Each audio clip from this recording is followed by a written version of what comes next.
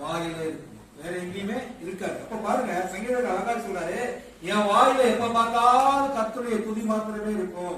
அல்லேலூயா. அதுதான் சங்கீதக்காரர் அருமையா எழுதி வைத்திருக்கார். கர்த்தருடைய பரிசுநாமத்துக்கு ஸ்தோத்திரம். அப்ப ஆண்டவர் நம்ம வாயிலிருந்து என்ன புறப்படுகிறது என்பதை ஆண்டவர் அறிகிறார். கர்த்தருடைய பரிசுநாமத்துக்கு ஸ்தோத்திரம்.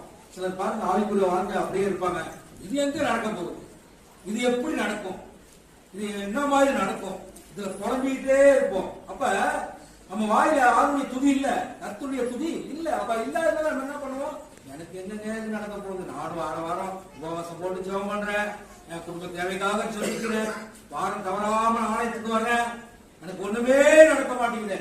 எதுல சொல்றோம், வாயில சொல்றோம். அப்ப எப்படி நடக்கும், நடக்கவே நடக்காது. அதான் சங்கீதக்காரன் சொல்றாரு, கர்த்தரை காலத்து சோத்திரிக்க, அவர் துதி எப்பொழுதும் வாயில் இருக்கும். வாயில் இருக்கணும்னா ஆண்டவருக்கு பிரியமான காரியங்களை என்ன பண்ணணும்,